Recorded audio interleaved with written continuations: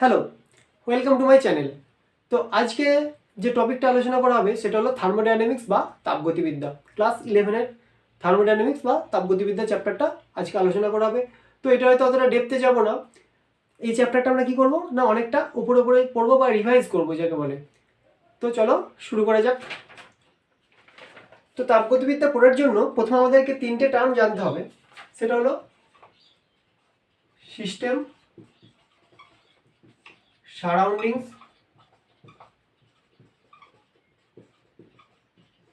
বা পরিবেশ, আর কি বাউন্ডারি।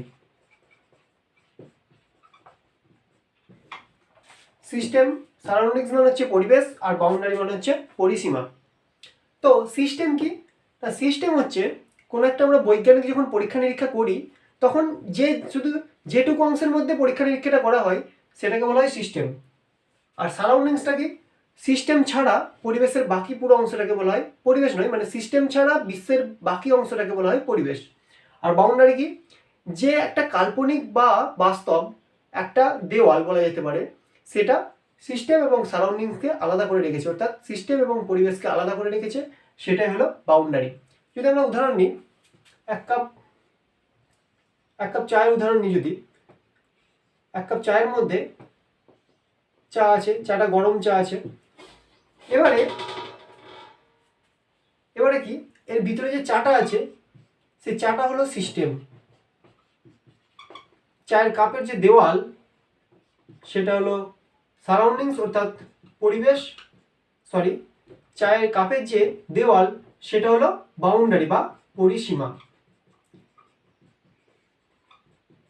আর এই যে বাকি যে পুরো অংশটা, এই চায়ের কাপ এই জায়গাটা ছাড়া যে পুরো অংশটা সেটা হলো পরিবেশ। এই পুরো জায়গাটা হলো পরিবেশ, কি পরিবেশ। তো এবার বুঝে গেল। তো সিস্টেম আবার কয়েক প্রকারের হয়, তিন প্রকারের হয়। কি কি সিস্টেম তিন প্রকারের হয়, কি কি হয়? একটা হলো মুক্ত সিস্টেম, একটা হলো বদ্ধ সিস্টেম, আর একটা হলো নিঃসঙ্গ সিস্টেম। নিঃসঙ্গ বা আইসোলেটেড সিস্টেম। তো তাহলে মুক্ত সিস্টেম কি? ফার্স্টে মুক্ত সিস্টেম বা ওপেন সিস্টেম, না যে সিস্টেমের মধ্য দিয়ে ভর এবং শক্তি দুটোরই আদান প্রদান সম্ভব সেটা হলো মুক্ত সিস্টেম। যেমন যদি আমি চায়ের কাপের উদাহরণটাই নিই, এই চায়ের কাপে কিছু পরিমাণ গরম চা আছে এবং এটাকে আমি এরকম খোলা অবস্থায় রেখে দিয়েছি। তাহলে আমি এর মধ্যে দিয়ে কিছু পরিমাণ চা ঢালতেও পারি, আবার কিছু পরিমাণ চা বাইরে বের করতেও পারি। চা বের করা মানে কি, চায়ের ভর, মানে এখানে চায়ের ভরের আদান প্রদান হচ্ছে, তার মানে এখানে ভরের আদান প্রদান হচ্ছে। আর কি হচ্ছে না, কিছুক্ষণ পর গরম চাটা ঠান্ডা হয়ে যাবে, তার মানে এখানে শক্তি অর্থাৎ তাপ, তাপটা এক প্রকার শক্তি আমরা জানি। তো এখানে তাপ অর্থাৎ শক্তিরও আদান প্রদান হচ্ছে, এখানে শক্তিরও আদান প্রদান হচ্ছে, শক্তি বাইরে মানে শক্তির আদান প্রদান হচ্ছে। তো এটা গেল মুক্ত সিস্টেম। বদ্ধ সিস্টেম কি না, যে সিস্টেমের মধ্য দিয়ে আমরা ভরের আদান প্রদান করতে পারবো না কিন্তু শক্তির আদান প্রদান করতে পারবো। তার মানেটা কি হলো, যদি আমি চায়ের কাপের উদাহরণটা আবার নিলাম, এই যে চায়ের কাপটা ছিল, চা ভর্তি যে চায়ের কাপটা ছিল সেটাকে আমি একটা ঢাকনা দিয়ে ঢেকে দিলাম, তখন কি হবে, এর মধ্যে দিয়ে আমরা কিন্তু চাটা ঢালতে পারবো না, চা বাইরে থেকে কিছুটা ঢালতেও পারবো না, আর এটা থেকে কাপটা থেকে চা বাইরে বের করতে পারবো না, অর্থাৎ চায়ের ভরের আদান প্রদান করতে পারবো না। কিন্তু চাটা কিন্তু আস্তে আস্তে ঠান্ডা হয়ে যেতে পারে। চা আমরা যদি একটা ঢাকা দিয়ে রেখে দিই তাও কিছুক্ষণ পর ঠান্ডা হয়ে যেতে পারে, কিছুক্ষণ মানে একটু অল্প সময়ের মধ্যেই ঠান্ডা হয়ে যাবে। তার মানে এখানে ভরের কিন্তু আদান প্রদান হচ্ছে না, ভরের আদান প্রদান হচ্ছে না, ভরের আদান প্রদান হচ্ছে না, কিন্তু শক্তির আদান প্রদান হবে। কারণ কি, চাটা কিছুক্ষণ পর আমরা দেখতে পাচ্ছি ঠান্ডা হয়ে যাবে, শক্তির আদান প্রদান হবে, শক্তির আদান প্রদান এখানে হচ্ছে। শক্তি বা এখানে তাপ, তাপ এক প্রকার শক্তি আমরা জানি, মানে এখানে তাপের আদান প্রদান হচ্ছে মানে শক্তির আদান প্রদান হচ্ছে। তো এই গেল মুক্ত সিস্টেম, আর এটা গেল বদ্ধ সিস্টেম। নিঃসঙ্গ সিস্টেম কি না, যে সিস্টেমের মধ্য দিয়ে আমরা ভর এবং শক্তি কোনোটাই আদান প্রদান করতে পারি না, পরিবেশের সঙ্গে সিস্টেমের কোনোটাই আদান প্রদান হয় না। যেমন এই চায়ের কাপটা, না যেখানে চায়ের কাপ নয়, আমরা থার্মোফ্লাস্কে চা রাখি, তো সে চাটা অনেকক্ষণ, প্রায় অনেকটা সময় গরম থাকে। তো সেরকম যদি আমি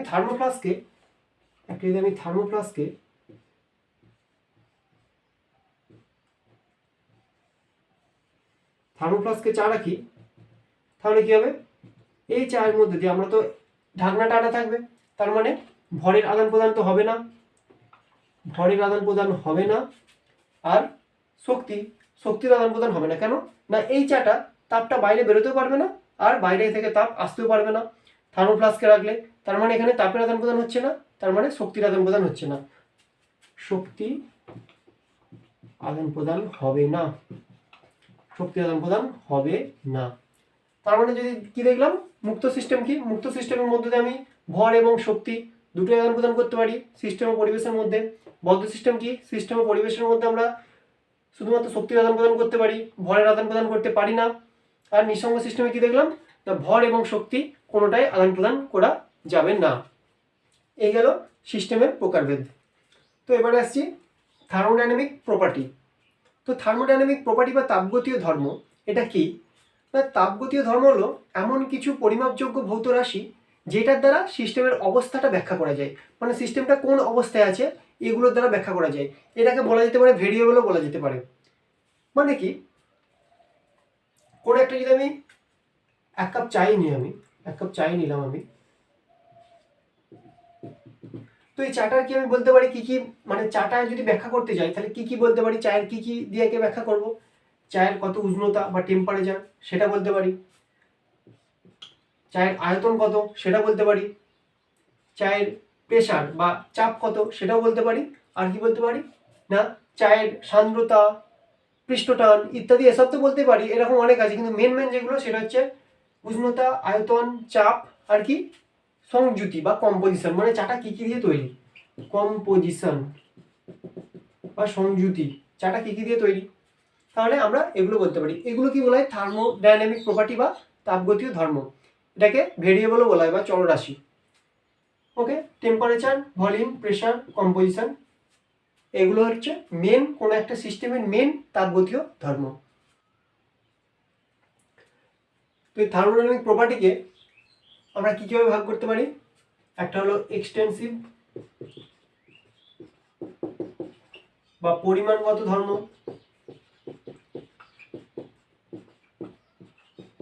একটা হচ্ছে ইন্টেন্সিভ বা এটাকে বলা হয় অবস্থাগত ধর্ম। তো এই এক্সটেন্সিভ আর ইন্টেন্সিভ প্রপার্টি এগুলো কি, এগুলো আসলে কি, এক্সটেন্সিভ প্রপার্টি তার মানে নাকি পরিমাণগত ধর্ম, মানে এটাকে এখান থেকে বোঝা যাচ্ছে কি না, এই প্রপার্টিটা বা এই ধর্মটা সিস্টেমের পরিমাণ বা ভরের উপর নির্ভর করে, মানে সিস্টেম কতটা আছে তার ভরটা কত বা তার পরিমাণ কত তার উপর নির্ভর করে। আর ইন্টেন্সিভ প্রপার্টি কি, সেটা সিস্টেমের ভর বা পরিমাণের উপর নির্ভর করে না। এক্সটেন্সিভ প্রপার্টি বা পরিমাণগত ধর্মের উদাহরণ কি হতে পারে, আয়তন হতে পারে, আয়তন একটা 5 ml জলের ভর যতটা হবে 50 ml জলের ভর আরো বেশি হবে, সেরকমই আয়তন নিতে পারি। আর কি নিতে পারি, ভর নিজে একটা পরিমাণগত ধর্ম বা এক্সটেন্সিভ প্রপার্টি। আর কি কি নিতে পারি, মোল সংখ্যা,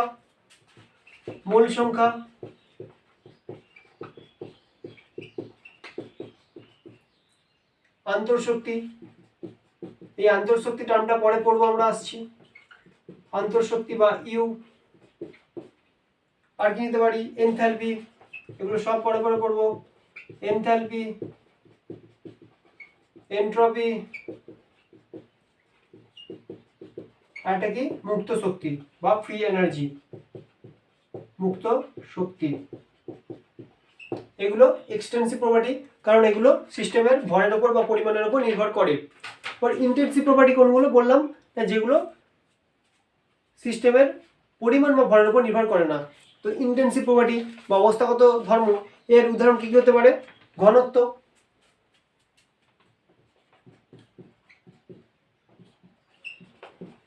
গাঢ়ত্ব। কেন, কারণ যদি গাঢ়ত্ব যদি এটা উদাহরণটা নিই, তাহলে একটা যদি আমি 0.01 মোলার যদি আমি অ্যাসিটিক অ্যাসিড নিই, যদি আমি সেই অ্যাসিটিক অ্যাসিড আমি একটা ছোট যদি আমি একটা কোনো পাত্রে রাখি, তারও এর অ্যাসিটিক অ্যাসিডের যা গাঢ়ত্ব হবে, আর যদি আমি একটা বড় পাত্রে রাখি তার অ্যাসিটিক অ্যাসিডের গাঢ়ত্বটাও 0.0 মোলারই হবে, 0.01 মোলারই হবে। ঘনত্ব, গাঢ়ত্ব, আর কি উদাহরণ দেওয়া যেতে পারে? হ্যাঁ, এই ঘনত্ব, ঘনত্ব মানে কি হচ্ছে ভর বাই আয়তন। ঘনত্ব মানে আমরা জানি ভর বাই আয়তন। তো একটা জিনিস যদি এখান থেকে লক্ষ্য করা যায়, ভর, ভর একটা কি প্রপার্টি দেখলাম? ভর হচ্ছে একটা এক্সটেন্সিভ প্রপার্টি বা পরিমাণগত ধর্ম। আয়তন কি? আয়তন একটা পরিমাণগত ধর্ম বা এক্সটেন্সিভ প্রপার্টি। তাহলে কি হচ্ছে ঘনত্ব মানে ভর বাই আয়তন, মানে এখান থেকে আমরা লিখতে পারি যে ইন্টেন্সিভ প্রপার্টি বা অবস্থাগত ধর্ম is equal to extensive property by extensive property. মানে দুটো পরিমাণগত ধর্মের যদি আমি অনুপাত নিই সেটা কিন্তু ইন্টেন্সিভ প্রপার্টি হবে। ঠিক আছে, আরো কিছু উদাহরণ নেওয়া যাক।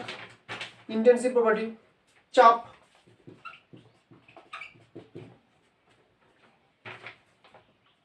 ইত্যাদি ইত্যাদি আরো আছে।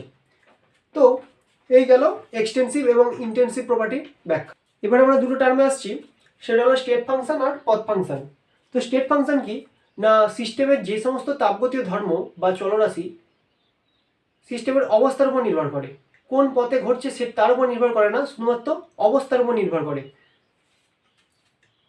কিসের উপর নির্ভর করে? অবস্থার উপর নির্ভর করে। অবস্থা উপর নির্ভর করে।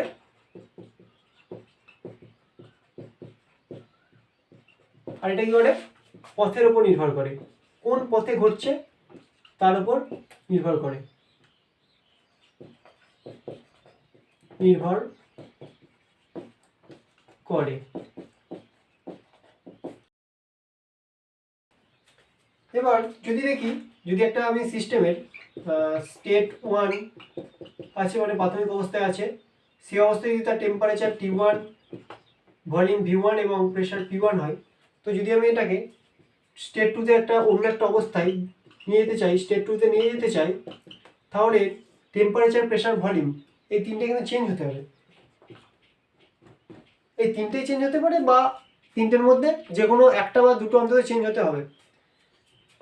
T2, V2, P2, মানে প্রাথমিক অবস্থায় এর ছিল টেম্পারেচার ছিল T1, V1, P1 এবং অন্তিম অবস্থা বা স্টেট 2 এর টেম্পারেচার T2, ভলিউম V2 এবং প্রেশার P2।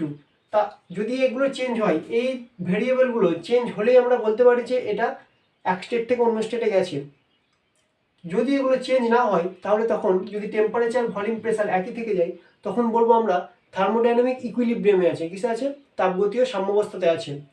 মানে একটা স্টেট, কোনো একটা সিস্টেমকে একটা স্টেট থেকে অন্য স্টেটে যাওয়ার জন্য এর টেম্পারেচার, প্রেশার, ভলিউম ইত্যাদি আরও চলরাশি সেগুলোকে চেঞ্জ হতে হয়, পরিবর্তন হতে হয়। এবার স্টেট ফাংশন আর পথ ফাংশনের উদাহরণ আমরা দেখব। স্টেট ফাংশনের উদাহরণ হচ্ছে এনথালপি H, এনথালপিকে H দিয়ে ডিনোট করা হয়, এন্ট্রপি S, গিবস মুক্ত শক্তি G, প্রেশার, ভলিউম, টেম্পারেচার এবং আন্তঃশক্তি আরও আছে। আর পাথ ফাংশনের শুধুমাত্র দুটো উদাহরণ আছে, সেটা হলো ওয়ার্ক ডান আর মানে কার্য, আর হচ্ছে তাপ এবং কার্য। পাথ ফাংশন উদাহরণ হচ্ছে তাপ এবং কার্য, হিট আর ওয়ার্ক ডান। তো এবার আসছি তাপগতীয় প্রক্রিয়া বা থার্মোডাইনামিক প্রসেস। থার্মোডাইনামিক প্রসেস কয়েক প্রকারের হয়। থার্মোডাইনামিক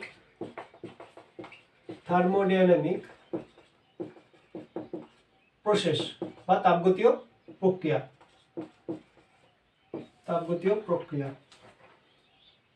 তো ফার্স্টে কি আসছি? আইসোথার্মাল প্রসেস বা আইসোথার্মাল প্রসেসের বাংলা কি? সমষ্ণ প্রক্রিয়া। কি প্রক্রিয়া? সমষ্ণ প্রক্রিয়া।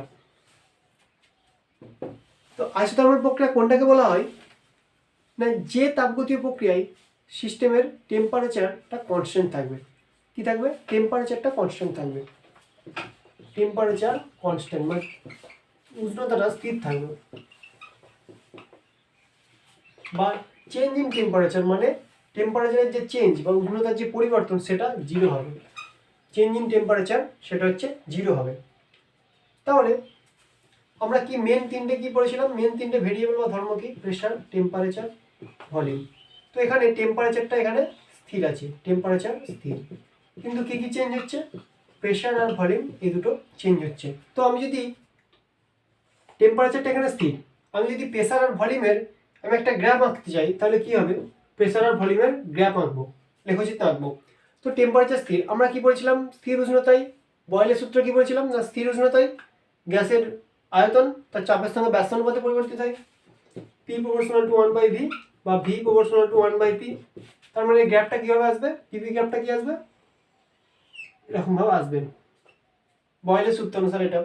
এবার আসছি সমষ্ণ প্রক্রিয়া গেল, এবার আসছি আইসোবারিক প্রক্রিয়া। আইসোবারিক বা সমচাপীয় প্রক্রিয়া। তো এই প্রক্রিয়া কি হয়? সমচাপীয় প্রক্রিয়া মানে পিটা স্থির থাকে, প্রেসারটা স্থির থাকে, প্রেসার বা চাপটা স্থির থাকে। মানে চেঞ্জ ইন প্রেসার বা প্রেসারের যে চেঞ্জ বা প্রেসারের পরিবর্তন সেটাকে আমরা ডেল্টা পি দিয়ে ডিনোট করি, ডেল্টা দিয়ে ডিনোট করি। তো চেঞ্জ ইন প্রেসার সেটা কি হয়? জিরো হয়, মানে কোনো প্রেসারের পরিবর্তন বা চাপের পরিবর্তন হয় না। তার জন্য চেঞ্জ ইন প্রেসার যখন করবো ডেল্টা পি, তখন সেটা কিন্তু জিরো হবে বা পিটা কিন্তু স্থির। তাহলে যদি আমি এখানে পিভি গ্যাপটা আঁকতে চাই, প্রেসার, টেম্পারেচার, ভলিউম, তার মধ্যে কি হচ্ছে? প্রেসারটা স্থির হয়ে যাচ্ছে, তাহলে টেম্পারেচার আর ভলিউম দুটো পরিবর্তন হচ্ছে। যদি আমি ফার্স্টে টিভি আমি গ্যাপ আঁকতে চাই, তো চার্লসের সূত্র অনুসারে কি পড়েছিলাম? না স্থির চাপে টেম্পারেচার ভলিউম প্রপোর্শনাল টু পরম উষ্ণতা টেম্পারেচার। তো তার গ্যাপটা এইভাবে আসবে। এটা কি গ্যাপ? টি ভার্সেস ভি গ্যাপ। যদি আমি এইটারই আমি পিভি গ্যাপ রাখতে চাই, প্রেসার ভার্সেস ভলিউম গ্যাপ রাখতে চাই, তাহলে কি হবে? এর কি প্রেসারটা স্থির বা চাপটা স্থির, তো ভলিউম যতই পরিবর্তন করি না কেন চাপটা স্থির, ভলিউম যতই পরিবর্তন করি না কেন চাপটা স্থির থাকবে। মানে এখানে আমি একটা এক্স অক্ষের সমান্তরাল একটা সরলরেখা পাবো। তো এবার কি আসছি? সম আয়তনিক প্রক্রিয়া। সম আয়তনিক প্রক্রিয়া, সম আয়তনিক বা বলা হয় কি এটাকে? আইসোকোরিক প্রক্রিয়া।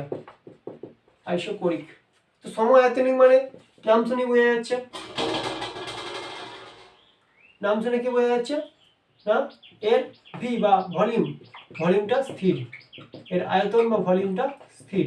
মানে চেঞ্জ ইন ভলিউম বা ভলিউমের যে চেঞ্জ পরিবর্তন সেটা জিরো, মানে ভলিউমের কোনো পরিবর্তন হবে না। তো এক্ষেত্রে আমি যদি প্রেসার ভার্সেস ভলিউম গ্রাফ আঁকতে চাই, তাহলে কি হবে? কি জানি? টেম্পারেচার, প্রেসার, ভলিউম, তাই তো? তো এক্ষেত্রে আমি ভলিউমটা স্থির, তাহলে প্রেসার ভার্সেস যদি আমি ভলিউম আমি যদি গ্রাফ আঁকতে চাই, সমায়তনিক প্রক্রিয়ার ক্ষেত্রে আমি প্রেসার চেঞ্জ করে করে যাচ্ছি, কিন্তু ভলিউমটা একটা নির্দিষ্ট জায়গায় স্থির। এটা হবে পিভি কার্ভ কিসের জন্য? সমায়তনিক প্রক্রিয়া বা আইসোকোরিক প্রক্রিয়ার জন্য। তো এবার কি আসছে? অ্যাডিয়াবেটিক বা রুদ্ধতাপীয় প্রক্রিয়া। এই প্রক্রিয়া কি থাকে? সিস্টেম এবং পরিবেশের মধ্যে কোনো তাপের আদান প্রদান হবে না, তাপ বা হিট তার কোনো আদান প্রদান হবে না। মানে এখানে কিউটা জিরো, কিউ জিরো, মানে এখানে তাপের কোনো রকম আদান প্রদান হবে না। তাহলে কি কি আমি বললাম? থার্মোডাইনামিক প্রসেস কি কি বললাম? Isothermal process, adiabatic process, isochoric process, isobaric process. এই গেল চারটে প্রসেস। আন্তঃশক্তি বা আন্তঃশক্তি বা ইন্টারনাল এনার্জি, এটা কি? এটা কি আন্তঃশক্তি বা ইন্টারনাল এনার্জি কি? যদি কোনো একটা আমরা সিস্টেম ধরি, সেই সিস্টেমটা তো কোনো একটা অণু বা পরমাণু দিয়ে তৈরি। তো সেই অণু পরমাণুগুলোর কি কি থাকে? স্থানান্তরজনিত শক্তি, কম্পনজনিত শক্তি, ঘূর্ণনজনিত শক্তি ইত্যাদি অনেক শক্তি থাকে, বন্ধন শক্তি, এরকম অনেক শক্তি থাকে। কি কি থাকে? আমি যদি ইংলিশ টার্মে বলি, translational energy, rotational energy, vibrational energy, bond energy ইত্যাদি অনেক এনার্জি থাকে। এই এনার্জিগুলোর সমষ্টি হলো আন্তঃশক্তি। কি হলো না, আন্তঃশক্তি কি হতে পারে? ঘূর্ণনজনিত শক্তি, ঘূর্ণনজনিত শক্তি বা রোটেশনাল এনার্জি। কি হতে পারে? ভাইব্রেশনাল এনার্জি বা কম্পনজনিত শক্তি, স্থানান্তরজনিত শক্তি বা ট্রান্সলেশনাল এনার্জি। আর কি হতে পারে? বন্ড এনার্জি, বন্ধন শক্তি, নিউক্লিয় শক্তি ইত্যাদি অনেক শক্তি থাকে, যার সমষ্টি হলো আন্তঃশক্তি। আর এই আন্তঃশক্তির ফলেই কোনো একটা সিস্টেম নিজে থেকে কোনো কাজ করতে পারে, বাইরে থেকে কোনো সাহায্য ছাড়াই নিজে থেকে কাজ করতে পারে এই আন্তঃশক্তি থাকার কারণেই। তো আন্তঃশক্তি সম্পর্কিত আর কয়েকটা টার্ম, যেমন আন্তঃশক্তি কি পয়েন্ট, আন্তঃশক্তি কি হচ্ছে? আন্তঃশক্তি একটা পরিমাণগত ধর্ম। পরিমাণগত ধর্ম মানে কি না, এটা সিস্টেমের পরিমাণের উপর নির্ভর করে, বা এক্সটেন্সিভ প্রপার্টি। এক্সটেন্সিভ প্রপার্টি, কোন একটা সিস্টেমের যদি টেম্পারেচার বা উষ্ণতা যদি আমি বাড়াই, তাহলে তার আন্তঃশক্তিটা বাড়বে। আন্তঃশক্তিকে ইউ দিয়ে ডিনোট করা হয় বা ই দিয়ে অনেক সময় ডিনোট করা হয়। কোন একটা সিস্টেমে যদি টেম্পারেচারটা আমি ইনক্রিজ করি মানে বাড়াই, তাহলে তার আন্তঃশক্তি ইউটাও বাড়বে। আর এটা কি? আন্তঃশক্তি হলো একটা স্টেট ফাংশন। স্টেট ফাংশন মানে কি? অবস্থান অপেক্ষক। মানে এটা কোন পথে ঘটছে তার উপর নির্ভর করে না, কোন একটা প্রক্রিয়া কোন পথে ঘটছে তার উপর নির্ভর করে না, এটা নির্ভর করে তার অবস্থার উপর, মানে পথের উপর নির্ভর করে না, এটা স্টেট ফাংশন। তো আন্তঃশক্তি, এবার আন্তঃশক্তি কি করা যায়? কোন একটা আন্তঃশক্তি কিন্তু পরম মান, আমি ইউ এর পরম মান কিন্তু নির্ণয় করা যায় না, পরম মান নির্ণয় করা যায় না। কি করা যায় তাহলে? এর চেঞ্জ ইন ইন্টারনাল এনার্জি, মানে কি? এর আন্তঃশক্তির পরিবর্তন, কোন একটা প্রক্রিয়া ঘটছে, স্টেট 1 থেকে স্টেট 2 তে গেল, তার আন্তঃশক্তি কতটা পরিবর্তন হলো সেইটা মাপা যায়। কিন্তু তার পরম মানটা, যে কোন একটা স্টেটে আন্তঃশক্তির পরম মান কত, মানটা কত, সেটা আমরা নির্ণয় করতে পারি না। কেন পারি না? কারণ না, এই আন্তঃশক্তির উদ্ভব যেখান থেকে হয়, rotational energy, vibrational energy, translational energy, bond energy, এগুলোর কিন্তু কোনো পরম মান আমরা নির্ণয় করতে পারি না, যার জন্য আমরা আন্তঃশক্তির পরম মান নির্ণয় করতে পারি না। কোন একটা সিস্টেমের যদি আমি স্টেট 1 এ আন্তঃশক্তি যদি U1 হয়, স্টেট 2 তে আন্তঃশক্তি যদি U2 হয়, তাহলে চেঞ্জ ইন ইন্টারনাল এনার্জি বা আন্তঃশক্তি পরিবর্তন কি? U2 minus U1। আন্তঃশক্তি শুধু আমরা পরিবর্তন নির্ণয় করতে পারি। ওকে, আজকের মতো এতটাই, বাকিটা পরের ক্লাসে হবে। Thank you.